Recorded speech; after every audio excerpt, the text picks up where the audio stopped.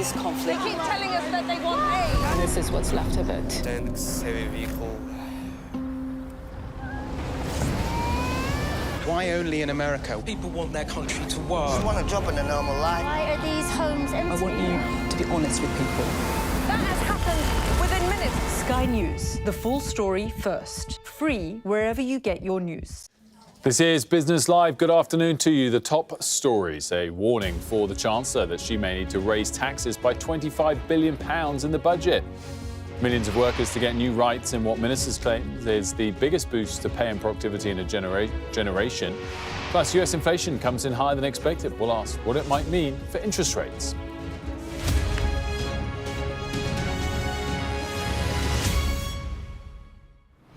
A very good afternoon to you. Thanks for joining us here in the Sky Newsroom. Well, the Chancellor will need to raise taxes by £25 billion to prevent a return to austerity. That's according to analysis by the Institute for Fiscal Studies. Rachel Reeves will present her first budget in just under 3 weeks' time, which the IFS says could be the most consequential in years. Well, joining me to discuss all of this now is the IFS Director, Paul Johnson. Paul, great to have you with us. Thanks so much for joining us. I guess we should say it's a £25 billion gap to fill either by taxation or by more borrowing. But before we get to that, this is the number that you've come up with in your analysis to avoid austerity. Just define for us what you mean by austerity in that regard. Well, we actually offer a number of alternatives here. The 25 billion is essentially referring to a world in which the Chancellor ensures that spending on all public services over the next few years rises at least in line with the size of the economy. So that would be about 2.8% a year. Now, that would be a reasonably chunky increase over that period, but would only keep things going up in line with the size of the economy. It would not, for example, be enough to sort out the backlogs in the health service, the backlogs in the prison system, the problems of local government, and so on. You could come up with a smaller number, which says just no real cuts. And that gets you nearer to a sort of 9 or 10 billion tax rise required to cover that. So there are all sorts of different definitions here. I think the key point is that given her own fiscal rules, if she wants to do anything very much at all in terms of increasing spending on public services to meet a lot of the pledges in the manifesto, then that is going to require significant additional money relative to what's currently planned, and therefore significant additional taxes. And given the way in which she made various pledges coming into the election, if she's to keep those manifesto pledges, how easy is it to raise those taxes, and where is it likely to fall?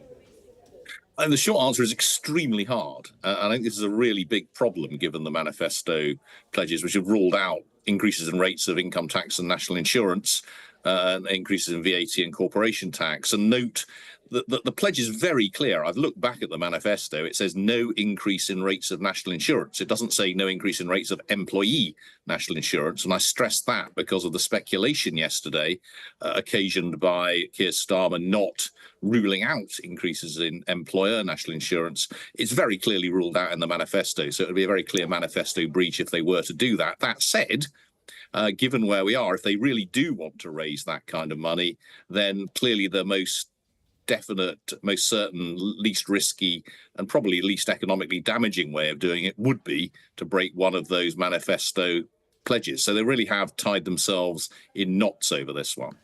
If there were no manifesto pledges and no fiscal rules, assess for me the competing options between taxation and borrowing, given that both are fairly high levels relative to recent history. But we always talk about the risk of more borrowing because debt to GDP is now 100%, et cetera, et cetera. But the tax burden is even higher relative to history than the debt levels.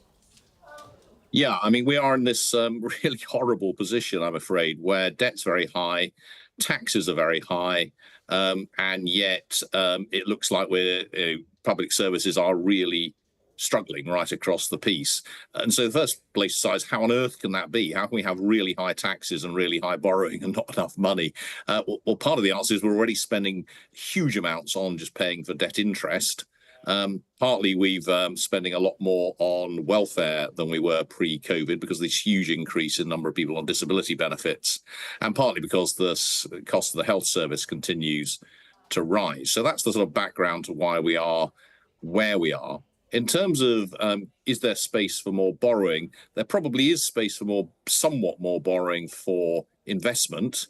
And that's why I think Rachel Reeves will tweak her fiscal rules to redefine what she means by debt to allow more borrowing for investment. But I think she's been pretty clear that she wants to borrow only to invest. And that's a good and sensible fiscal rule.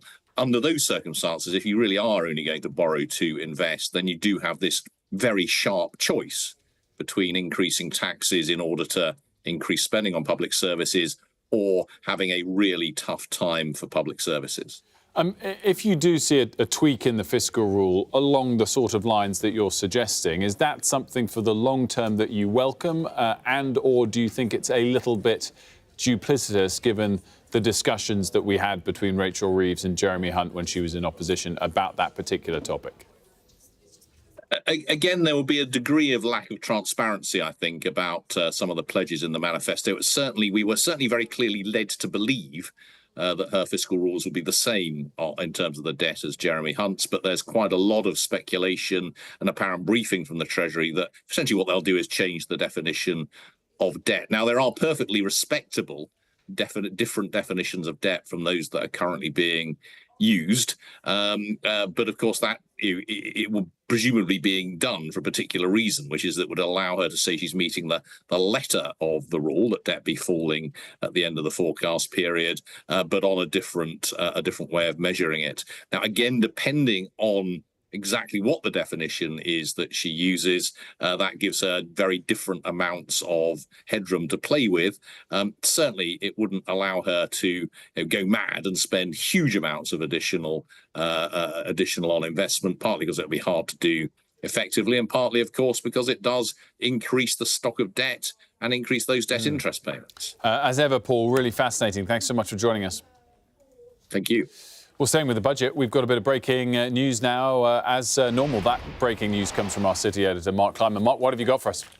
Yeah, that's right, Wilfred. On the same subject of Rachel Reeves' need to balance the books in this month's budget, for weeks now, there's been speculation in the city that the Chancellor is going to use the budget to abolish something called business relief for inheritance tax, and that incentivises individual investors, to buy shares that are traded on the London's junior AIM stock market. Now, there have been a number of warnings in recent weeks from people, including the chief executive of the London Stock Exchange and a number of leading brokers, that abolishing business relief would have a catastrophic impact on the market. And what I've obtained today, Wilfred, is a letter signed by 142 companies listed on the junior AIM market, and these include household names like Jet2, the airline, Fevertree Drinks, Mothercare and YouGov, to say that continued speculation about the potential abolition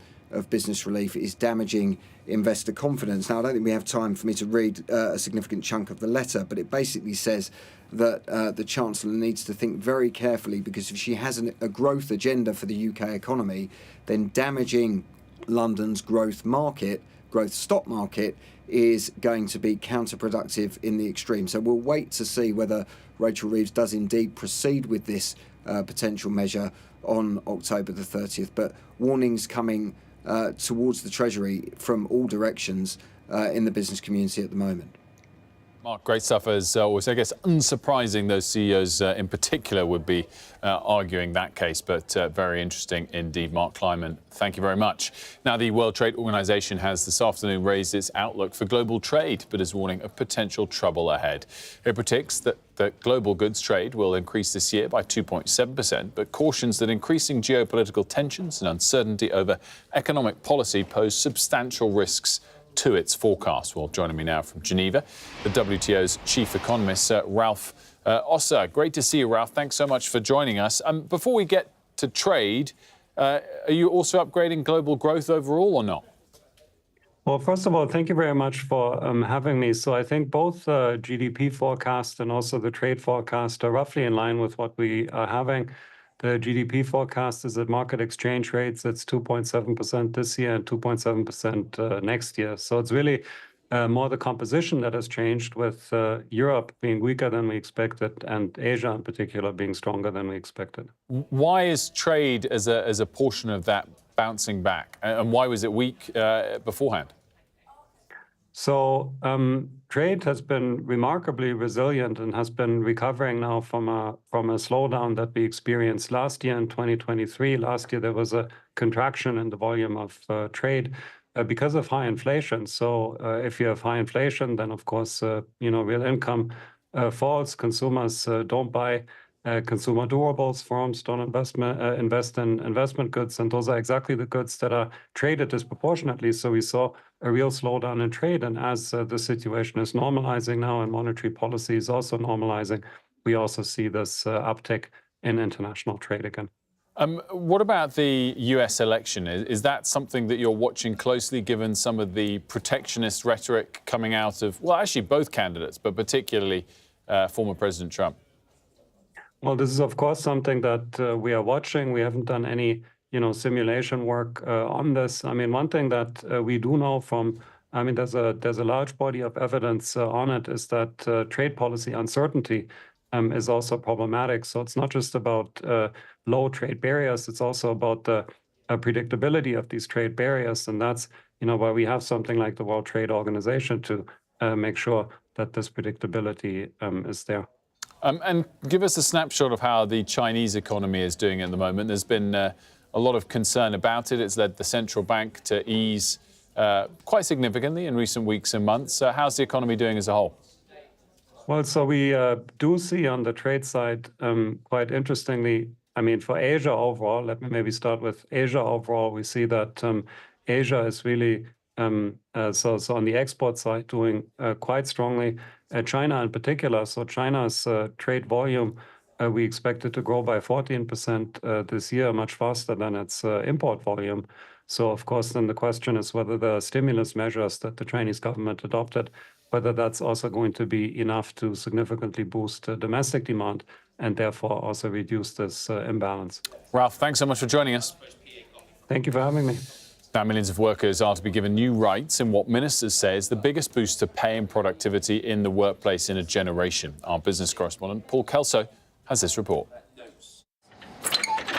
Delivering on workers' rights. The Deputy Prime Minister and Business Secretary sharing the heavy lifting on reforms that extend protection from unfair dismissal and improve sick pay and parental leave. These packages are pro-business and pro-worker, and we've worked with businesses, big, small, medium, all over the country, and we've had many of them welcome the measures that we're saying. We've acknowledged some of the challenges around these are a huge reform package, so therefore we're going to make sure that they're part of the process. There are measures to protect more than 1 million zero-hours workers like Zoe, a carer looking after the most vulnerable in society, who hopes employers will now better look after her. I do think having decent contracts, having job security and feeling confident every day that your job has some respect for you will boost a lot of morale and go one step to getting everything that we deserve. The reforms will not be quick. Many of the measures won't become law for at least 2 years, and moves to tackle inequality in the gig economy by creating a single category of worker even longer.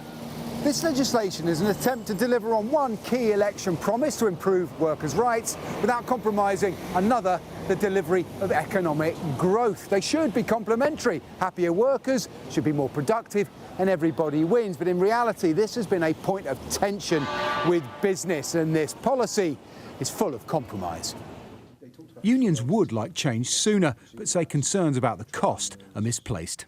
We've tested, haven't we, for the last 14 years to destruction the idea that somehow low-skilled, insecure employment is the driver of economic growth. What we've had is effectively economic stagnation and fall in real terms wages. So I think this is a package of measures that will boost the incomes of millions of working people, but crucially will also provide a much-needed kickstart to the UK economy as well. In an economy short on froth, Businesses large and small fear extending rights equals rising costs and bigger risks. We've already got good practices. We already care a lot about our employees, but we need to be able to be supported in order to upkeep those good practices in what are fairly challenging times on the high street. Millions will be better off as a result of reforms that attempt to satisfy unions and business. Ministers hope both will see their cup as half full. Paul Kelso, Sky News. So to come here on Business Live, we'll take a look at how the markets have fared this afternoon. We'll be right back.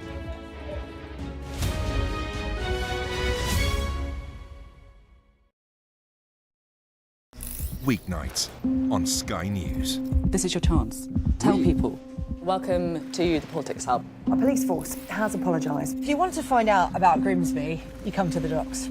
I'm live in Jerusalem. Are you not concerned that that could lead to all-out war? Hello there, good evening. There are fears of an upsurge in violence. What's at stake here? You are watching the press preview, a first look at the front pages as they arrive. Independent, United Kingdom. These last few years have seen some huge stories. And these stories have been driven by politics, by politicians, the people in power. You must stay at home. And it's my job to figure out how these decisions made by politicians impact all of us in our everyday lives. This is the worst thing I've ever been through in my life. People turn up here with their child stuff in a black sack and just say, don't want to. And that is what it is. It's first-class poverty. Is this an example of the welfare state failing? We take you to the heart of the stories that shape our world. These are stories that affect us all. Millions of children are now having to catch up. Some stories have changed all of our lives. Because like the residents, the staff are being infected. Politicians, they make decisions all of the time, and it's our job to hold them to account. I wonder if you will take this opportunity to apologise to those families. But in the end, the real power doesn't actually lie with the politicians. The real power lies with the people. I'm Nick Martin. I'm the People and Politics correspondent at Sky News.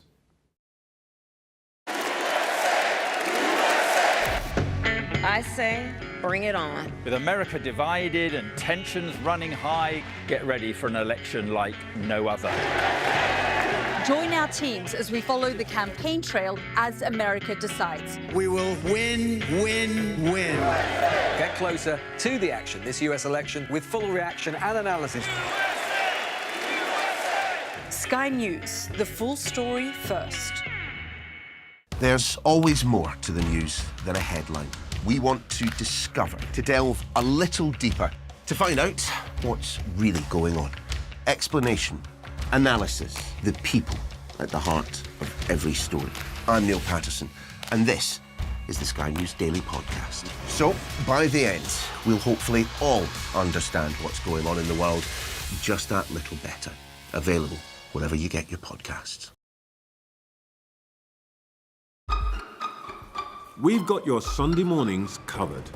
From the front page and the sounds of the streets to the voices of the people who make the major calls and big picture politics beyond Westminster. We'll put you at the heart of our story. A new start to Sunday. I'm ready. Are you? Join me, Trevor Phillips, Sunday mornings on Sky News. Emirates Premium Economy. Maybe one day all airlines will have seats like this.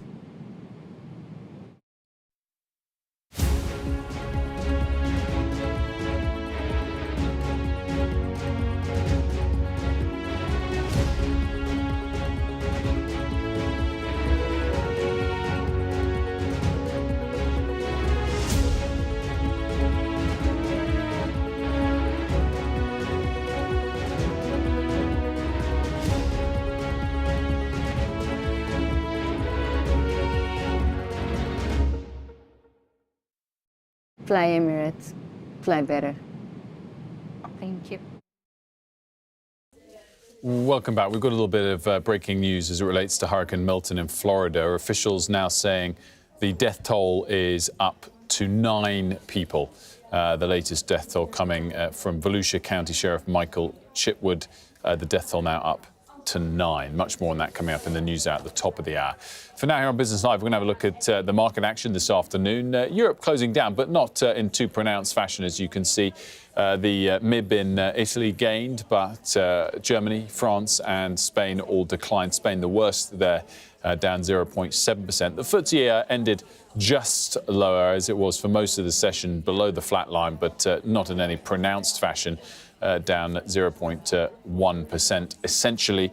If we have a look next at American markets, the NASDAQ is down slightly. Futures had been down quite significantly when the inflation data came in a little bit better than expected. September CPI 2.4% year over year. The expectation was 2.3%, so not significantly ahead of expectations, but that slightly stronger inflation print, lowering expectations for more rate cuts to come in the next couple of Fed meetings. But markets have improved throughout the session. The S&P 500 is only down by 0.1%. The NASDAQ is similarly only slightly lower. There are your currencies for you. Just seeing the pound weaken a little bit against the dollar there. Again, in light of the fact that fewer rate cuts perhaps now at the margin expected following that inflation data from the US. Let's discuss all of this with Anna McDonald, investment manager at Aubrey Capital Management. Great to see you. Thanks so much for joining us. What's your take on that inflation data? Is it a game changer for US equities? I don't think so. They're slightly ahead of expectations, both the headline rate, which is 2.4%, and the core rate was 3.3%. That 2.4%, that's the lowest it's been since February 2021. So there certainly has been a lot of progress on inflation. But the Fed's minutes that were released yesterday show that first cut that we saw of 50 basis points last month was hotly debated. Quite a few of the Fed members wanted to go for a 25 basis point cut. So I wouldn't be surprised if maybe that expectation that there'd be 2 small cuts for the remainder of the year might be trimmed back to just 1 cut. It really will depend on the data. And remember, we also had that big jobs report on Friday with a much stronger number than expected. So there's a lot of different moving parts, but no, not a game changer, I don't think. Just quickly on that note, if that's what happens in the US, might the Bank of England kind of do a few more cuts? Because some of the comments from Governor Bailey the last couple of weeks has suggested he will follow up his recent cuts.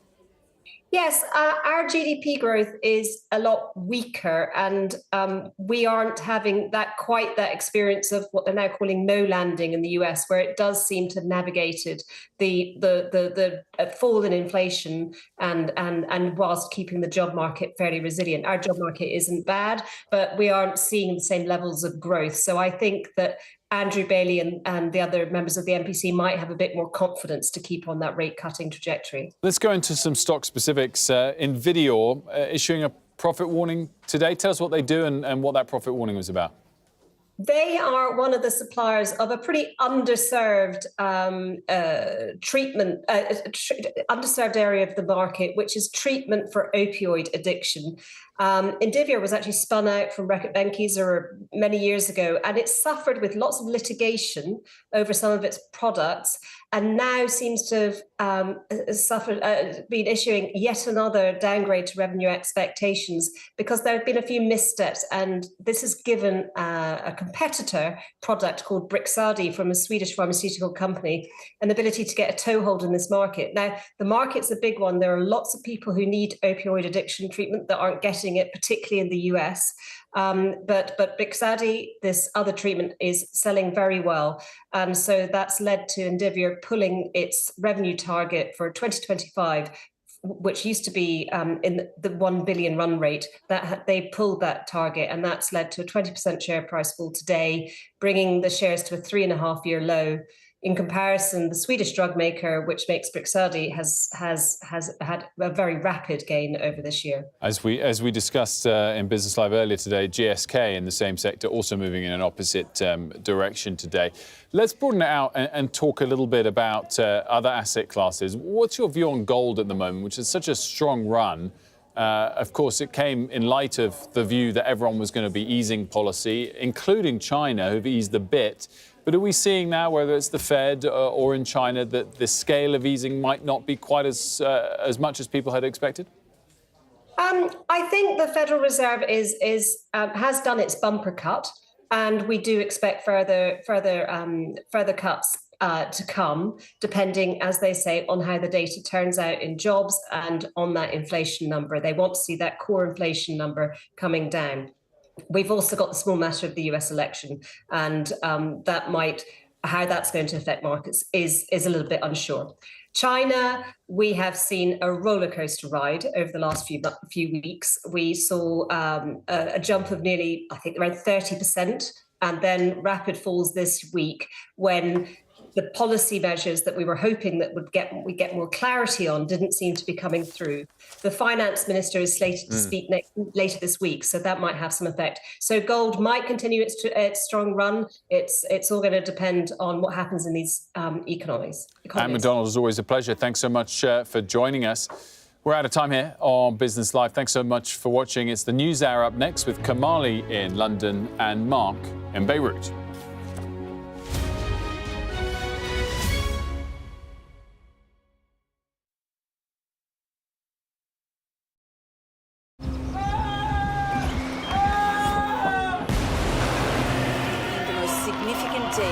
This conflict. They keep telling us that they want aid. And this is what's left of it. Tanks, heavy vehicle. Why only in America? People want their country to work. Just want a job in a normal life. Why are these homes empty? I want you to be honest with people. That has happened within minutes. Sky News, the full story first. Free wherever you get your news. I say, bring it on. With America divided and tensions running high, get ready for an election like no other. Join our teams as we follow the campaign trail as America decides. We will win, win, win. Get closer to the action this US election with full reaction and analysis. Sky News, the full story first.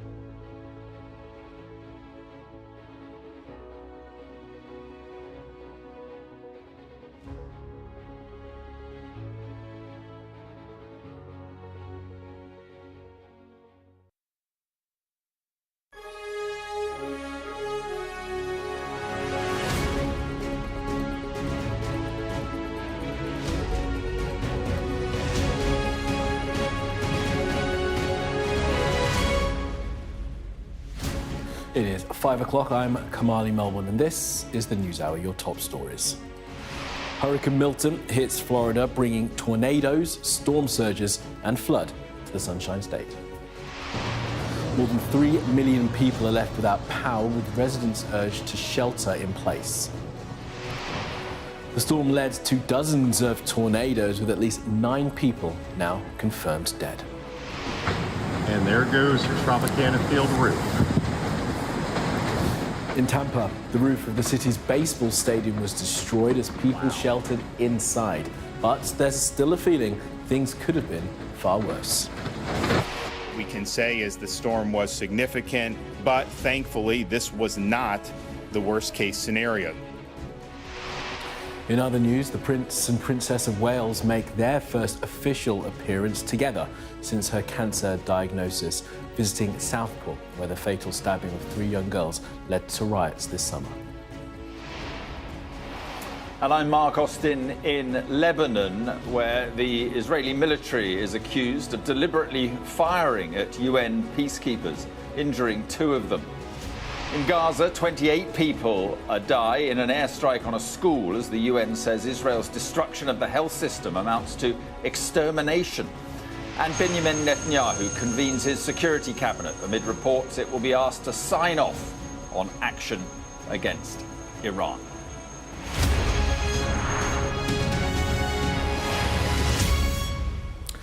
Well, first this evening, Hurricane Milton may have passed through Florida, but there are warnings the danger is far from over. President Biden says that everyone impacted by the storm should remain inside and off the roads. 9 people are known to have died, 4 of them killed by tornadoes in St. Lucie County. That's on the east coast of the state.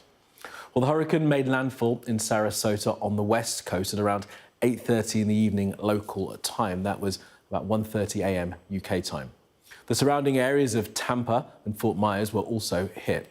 The storm has now been downgraded to a Category 1 and has passed across Florida out into the Atlantic Ocean. Our US correspondent James Matthews has our top story this evening from Tampa. It had been a long and difficult night. This was how Florida looked in the wake of Hurricane Milton. It had left its mark. Now, in the calm after the storm, the recovery and relief effort begins. This was Hurricane Milton. Oh my God. Oh my God. And these were the moments it hit. And there goes Tropicana Field roof. It made landfall near Siesta Key in Florida, just before 9 p.m. local time. With it came the storm surge, water thrown ashore from the Gulf of Mexico. It carried with it a serious threat to life as it barreled through. There's no doubting the strength of this hurricane as it roars through. You can see its effects and you can feel a devastating power. This is by no means the first hurricane that Floridians have experienced, but this one's different.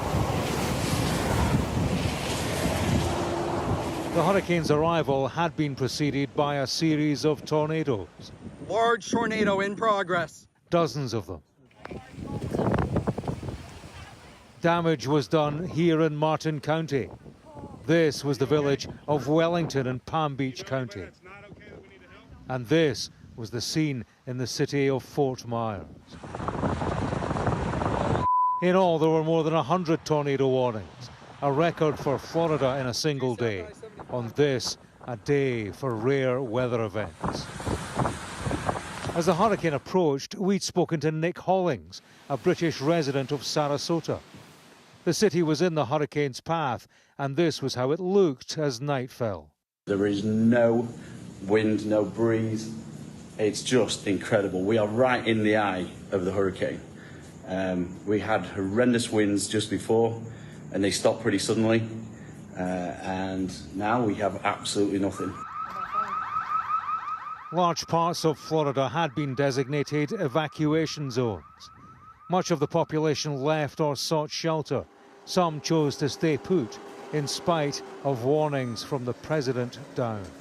Winds will be fierce at well over 100 miles per hour. It's looking like the storm of the century. Parts of Florida saw rainfall they've never seen before. A number of cities faced flash flood emergencies. Last night was a night to record history as Hurricane Milton visited in the hours of darkness. James Matthews, Sky News, in Tampa, Florida. Well, let's bring in our correspondent Mark Stone, who's in St. Petersburg, the place where you saw that baseball stadium roof being ripped off in James's package. Mark, great to have you with us. What is the situation there now? As we heard from the governor earlier, perhaps not the worst case scenario.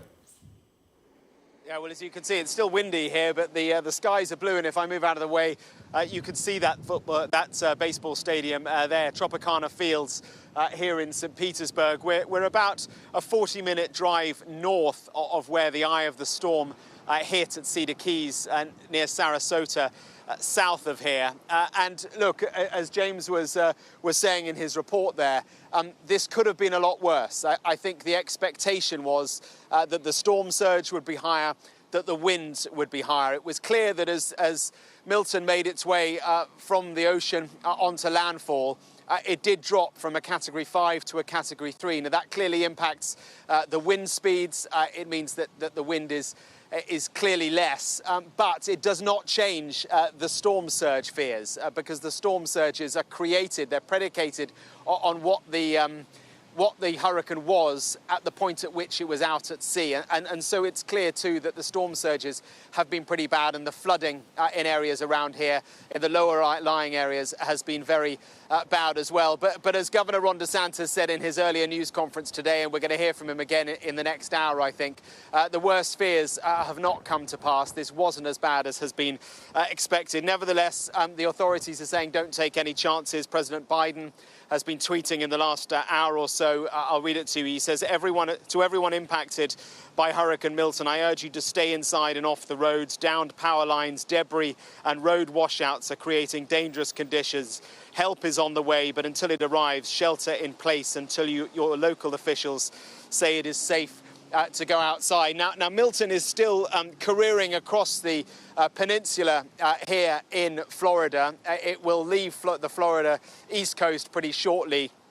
But of course, as it reaches land, these hurricanes, they always downgrade over land. It is the warm water of the Gulf of Mexico that has created these extraordinary conditions. The other bit of good news is that unlike the hurricane that we saw a couple of weeks ago, Helene, the trajectory of this hurricane is more west to east. Helene was going more northeast, and that's why it caused such devastation inland.